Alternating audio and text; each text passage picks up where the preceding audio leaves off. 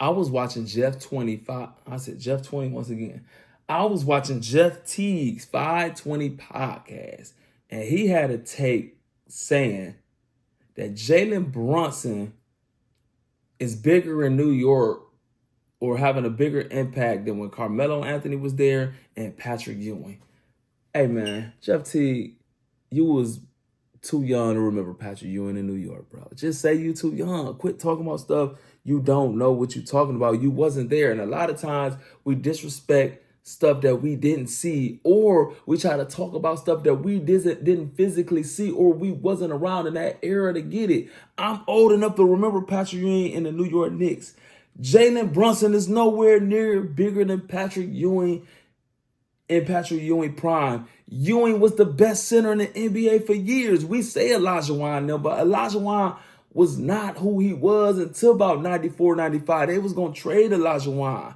Houston wasn't winning. His rise is when he had that series against David Robinson, and then he beat Patrick Ewing and the Knicks. And that's when Dream started getting his claim. Because he was in lead to 84, but Dream, it wasn't like he wasn't Patrick Ewing at that time. He was up there with David Robinson, Patrick Ewing, and the Dream. But anybody old enough to remember, I know y'all gonna see the highlights that he was better than Patrick. He might have been better than Patrick Ewing, but Patrick Ewing was the center of the NBA in the early 90s.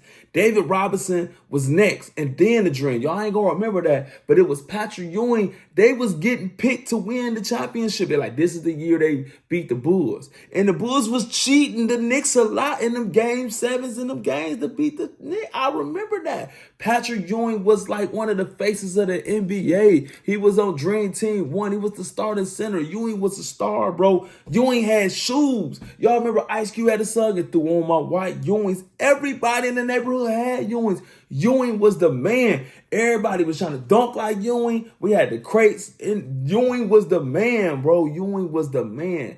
Like, and SGA ain't got it like that.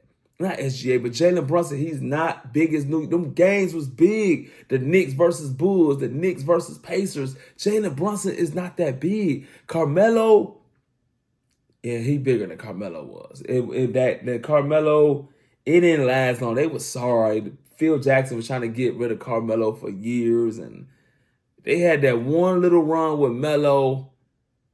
I think Melo kind of set the Knicks back because it was more energy around Amari Stoudemire that year. He went there and he led the Knicks, and then Melo came and they traded the whole team, and it just wasn't fun. Like, Melo ain't no Knicks type. Knicks like grimy, gritty players who like, and Melo just ain't that. He ain't about to play no defense. It's too, and it wasn't no buzz in the garden with Melo.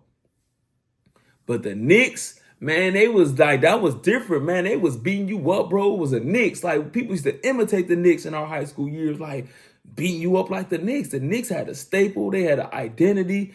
Everybody had teams like, we beating you up like the Knicks. How the bad boys get their props. And man, the Knicks was probably just as bad as the bad boys, if not worse, because they was actually tougher with Anthony Mason and Charles Oakley and Xavier McDaniels and John Starks. They used to fight a lot, like the Pistons. And so, no, man, it was an energy around the Knicks. If you wasn't there and if you trying to just look at clips and highlights, you won't get the energy.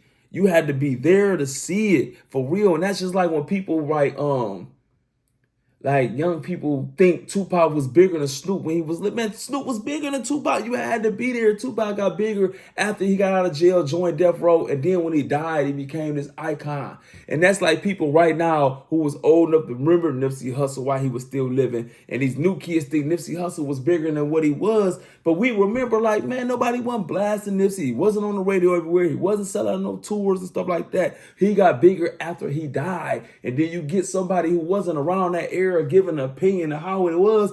It wasn't like that. So trust me, as somebody 44 years old who was living during Patrick Ewing prime and seeing those Knicks games and those Knicks teams and Knicks fans, man, Patrick Ewing, it ain't even close, bro. Patrick Ewing is up here. Jalen Brunson is right here, and Carmelo are like right there. And so Jeff Teague take was wrong, bro.